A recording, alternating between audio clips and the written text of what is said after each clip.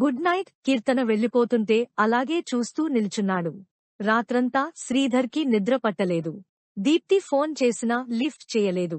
ఇదేంటి, తను కీర్తనతో మళ్లీ ప్రేమలో పడిపోతున్నానా? ఈ టైంలో ఇది కరెక్టేనా? అందరూ ఏం అనుకుంటారు? అందరి గురించి వదిలేసినా దీప్తికి తెలిస్తే తన గురించి ఏం అనుకుంటుంది? ఇలా రకరకాలు ఆలోచిస్తూ ఉండిపోయాడు. రోజులు గడుస్తున్న కొద్దీ శ్రీధర్కి భయం పెరగడం మొదలైంది.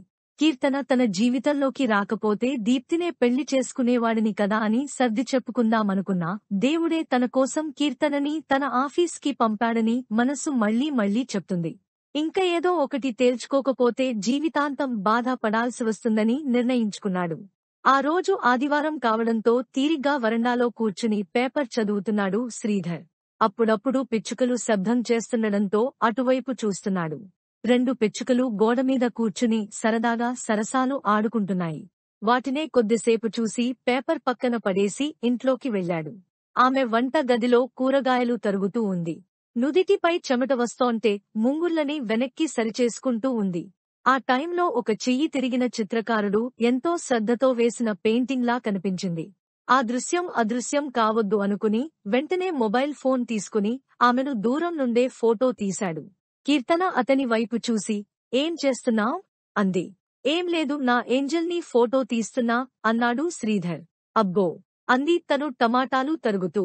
వెంటనే వెళ్లి ఆమెను వెనక నుండి వాటేసుకున్నాడు. ఏంటండి ఇది? అంది ఆమె ఇబ్బంది పడుతూ.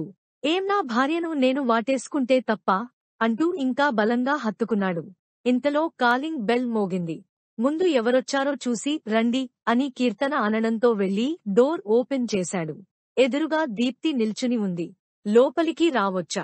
అంది దీప్తి. ఆమె వెనకాలే ఇంకో అబ్బాయి ఉన్నాడు. ప్లీజ్ కమిన్ అంటూ లోపలికి ఆహ్వానించాడు శ్రీధర్. కీర్తన కూడా వారిని చూసి హాల్లోకి వచ్చి దీప్తిని విష్ చేసి కూర్చోబెట్టింది. తిను సురేష్, నెక్స్ట్ వీక్ మా మ్యారేజ్ ఉంది. మీరిద్దరూ తప్పకుండా రావాలి అంటూ పెళ్లి పత్రిక తీసి వారి చేతిలో పెట్టింది దీప్తి. ఓ, కంగ్రాట్స్, తప్పకుండా వస్తాం అంది కీర్తన. కొద్దిసేపు మాట్లాడాక వాళ్ళిద్దరూ వెళ్లిపోయారు. దీప్తి చాలా మంచమ్మాయి కదండి. నా వల్ల తన పెళ్లి ఆగిపోయినా అవేమీ మనసులో పెట్టుకోకుండా తన పెళ్లికి ఇన్విటేషన్ తెచ్చి ఇచ్చింది అంది కీర్తన. అవును అన్నాడు శ్రీధర్ ఆ రోజు కాఫీ షాపులో జరిగింది గుర్తు తెచ్చుకుంటూ. పెళ్లి 10 రోజులు ఉందనగా దీప్తిని ఒక కాఫీ షాపులో కలిసి కీర్తన గురించి చెప్పాడు శ్రీధర్. తను కాలేజీ రోజుల్లో ఎంతగా ఆమెను ఆరాధించాడో, ఆమె జ్ఞాపకాల్లో వేరే అమ్మాయిని ఎందుకు తన జీవితంలోకి ఆహ్వానించలేకపోయాడో, ఇప్పుడేం జరుగుతుందో అంతా పూసగుచ్చినట్లు చెప్పాడు. వేరే అమ్మాయితే ఎంత రచ్చ చేసేదో తెలీదు, కానీ దీప్తి మాత్రం శ్రీధర్లో ఉన్న నిజాయితీని చూసి అతన్ని అర్థం చేసుకుంది. నెలకో అమ్మాయిని ప్రేమించే ఈ రోజుల్లో అన్ని సంవత్సరాలు ఒకే అమ్మాయిని తలుచుకుని ఉండడం ఆశ్చర్యంగా అనిపించింది తనకు. ఆ టైంలో తనకు గుర్తొచ్చిన ఒకే ఒక వ్యక్తి సురేష్. సురేష్ గుర్తుకు రాకపోయుంటే బరస్ట్ అయిపోయి వేరేలా ప్రవర్తించేదేమో. సురేష్ కూడా 6 సంవత్సరాల నుండి తనకు ప్రపోజ్ చేస్తూనే ఉన్నాడు, కానీ ఎప్పుడూ ఇబ్బంది పెట్టేలా ప్రవర్తించలేదు. సురేష్ ఇల్లు వాళ్ల వీధి చివర్లో ఉండేది. మొదట్లో ఆటో నడుపుకునేవాడు. అక్కడే తనతో పరిచయం అయ్యింది. తర్వాత కారు కొనుక్కుని క్యాబ్ నడిపాడు. ఇప్పుడు సొంతంగా 4-5 కార్ల వరకు కొని క్యాబ్లకు రెంటుకు ఇస్తున్నాడు. కష్టపడే తత్వం కలవాడు. పైగా ఏ చెడు అలవాట్లు లేవు. నీ ఇన్స్పిరేషన్ తోనే జీవితంలో పైకి రావాలని నిర్ణయించుకున్నానని ఎప్పుడూ చెబుతుండేవాడు. దీప్తి ఐఐఎంలో ఎంబీఏ చేసింది. పెద్ద కంపెనీలో మంచి పొజిషన్లో ఉంది. దాంతో సురేష్ ఎప్పుడూ తన స్టేటస్ కి సరిపోడేమో అని దూరం పెట్టేది. అయినా ఈ ప్రేమలు దోమలు వేరే బెటర్ చాయిస్ దొరికేవరకే అన్న అపోహలో ఉండేది తను. ఇప్పుడతని ప్రేమలో నిజాయితీ తెలుస్తుంది ఆమెకి. సిన్సియర్గా ప్రేమించేవాళ్లు ఈ జనరేషన్లో కూడా ఉంటారని అర్థమైంది తనకు. ఆమె మనసు కొంచెం తేలికైనట్టు అనిపించింది. ఇంతకీ ఆమెకు ఈ విషయం చెప్పావా లేదా? అంది శ్రీధర్ వైపు చూస్తూ దీప్తి. లేదు అన్నాడు శ్రీధర్. ఆమెకి చెప్పకుండానే నాతో పెళ్లిని క్యాన్సిల్ చేయాలనుకుంటున్నారా?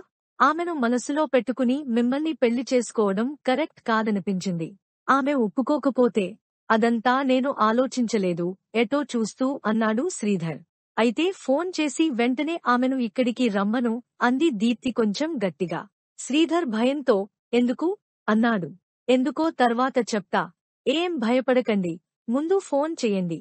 అట్లీస్ట్ ఆమెను నాకు పరిచయం చెయ్యరా అనడంతో తప్పక కీర్తనకి ఫోన్ చేసి ఆ కాఫీ షాపుకి రమ్మన్నాడు. అరగంట తర్వాత వచ్చింది కీర్తన. దీప్తి తనను తాను పరిచయం చేసుకుని ఈ విషయం మాట్లాడుతూ శ్రీధర్ కీర్తనని ప్రేమిస్తున్న విషయం మెల్లిగా చెప్పింది. కీర్తన ఒక్కసారిగా ఆశ్చర్యపోయింది. దీప్తినే కాలేజీ రోజుల నుంచి జరిగిందంతా కీర్తనకి అర్థమయ్యేలా చెప్పింది.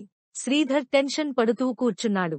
ఒక అమ్మాయికి అంతగా ప్రేమించే మగాడు దొరకడం కన్నా ఇంకా ఏం అదృష్టం ఉంటుంది అంది దీప్తి.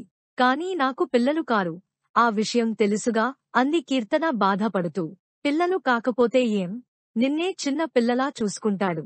అంతగా కావాలంటే దత్తత తీసుకోండి. లేదా వేరే విధంగా ట్రై చేయండి, తప్పేం లేదు అంది దీప్తి కీర్తన చెయ్యి పట్టుకుని. కీర్తన కళ్లలో నీళ్లు నిండిపోయాయి. తన మనసులోని మాటను దీప్తి చెప్తుంటే ఆశ్చర్యపోయాడు శ్రీధర్.